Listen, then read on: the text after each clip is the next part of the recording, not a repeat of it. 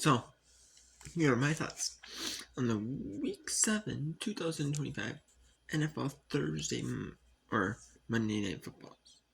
I'm doing Monday Night Footballs for Week 7. Here, let's go.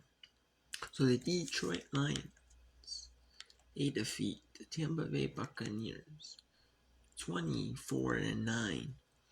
And it was a matchup of two really solid teams in the NFL, the National Football League. In the National Football Conference, two really solid teams battling out. It was a 5-1 Tampa Bay Buccaneers ball team. Well, let's say 4-2 Detroit Lions team. However, both teams ended up being 5-2 after Detroit's win on Monday. And it's not bad football.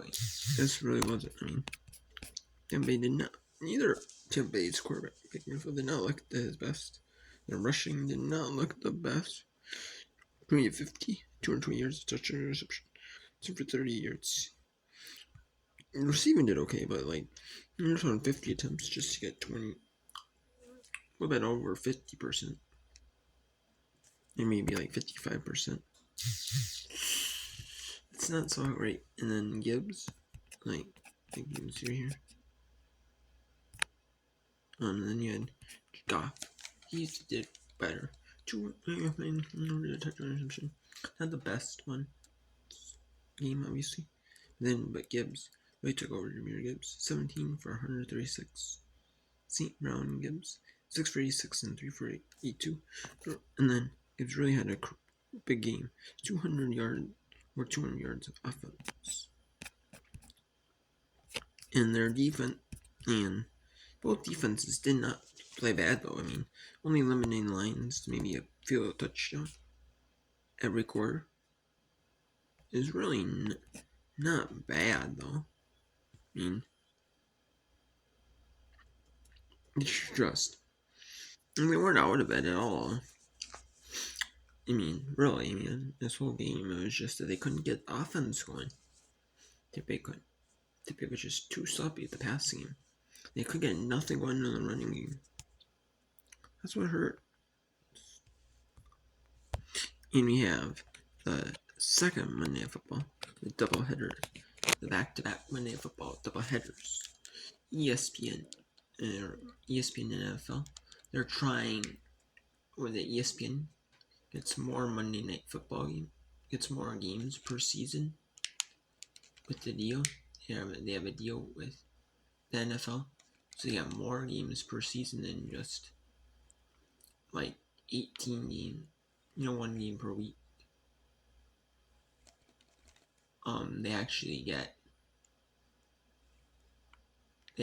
get more than that. They actually get 2 Monday Night Footballs week. 8. So we get 19. Then they have an extra, which is Saturday, which is basically the Saturday games week 18. They get them, and then on ABC, and then they get and then you get a wild card game.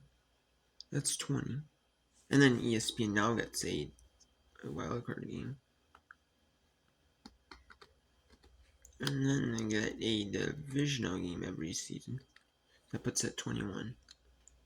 And then there's a couple of Monday Night Football. Doubleheaders for Monday Night Footballs at the same time. And then you get a couple more Monday Night Footballs. They're just standalone Monday Night Footballs. And back Monday Night Footballs. You get a couple of them as well.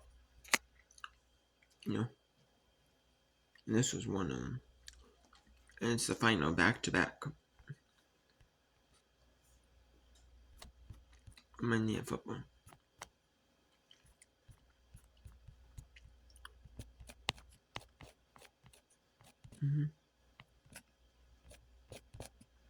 Week 2 they got one with the Buccaneers, Texans, Chargers. That's where number 22 comes in.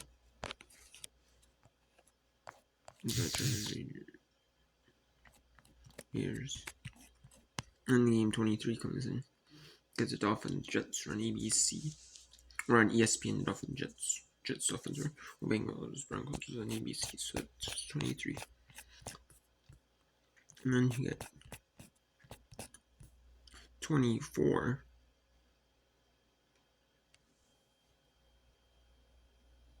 With the Bills Falcons being on ESPN and the Bears Commanders game being on ABC. And then 25 was Texans. See, ESPN gets more than one game per season. And then I believe they get a preseason game on ESPN that's not put on simulcast on ABC. That's 26. So we're getting an increase in games every year. Like they got like, I remember them getting like the London game from on ESPN Plus. So it's exclusive to ESPN Plus. They got like last year they got like a Monday Night Football. Exclusive to ESPN Plus. They would have they had one started a little bit later on ESPN Plus because it was it was like Arizona, so they started an hour later. And then the first game I done, that's where they had bonus coverage of the second game with like Payne and Eli and all that, and they made a big thing like move over to ESPN Plus to get just that game kind of thing. So, but yeah, Seattle really played well in this game, especially in that first quarter. It was 14-0 already after the first quarter. And then a couple of field goals in the end of near the end of the second quarter by K. Fairbairn. And then Jay Myers was a field goal. Nesterno. With a strip sack fumble for senior. Anderson recovers it for a touchdown. And Myers with the field goal in the third quarter to make it 20-12. And then another touchdown Z. And then a touchdown in that one for CJ's turn. So it was not the best game in the world, but it wasn't the Sam Darnold was 17-31, 213 yards, a touchdown reception. So he's not the most efficient on offense. But they had 115 yards of offense. Jackson Smith and Jigba had 8 for 20. 23. Arroyo had 4 for 42, so not the most efficient, but not bad though. This Cedar Show, 23-49, 213 yards, a touchdown reception. So not really inefficient. Not really efficient. Like under 50% completion percentage. And they couldn't get nothing going in the running game. They tried running 10 for 15, 5 for 16. But when they were down big, when you're down kind of in a slot, you kind of end up just you have to kind of get away from the run a little bit and pass. And that's kind of what they did. They got away from the run and passed the football more. And yeah, I mean, not the best game out there for the Texans or for the Seahawks, I would say. Seahawks played good in that first quarter, and then in that third quarter they played better. They played better in that quarter, other than the strip sack fumble. But I mean, they really still played well in that third quarter though, and in the first quarter. Well, in that second and fourth quarters, not the cleanest, and so Houston also has things to learn too. So we'll see. But yeah, on the week 8, but yeah, the 8th week of the season. Neither team. I mean, the Houston has had their off game. Seattle Seahawks have not. So we'll see.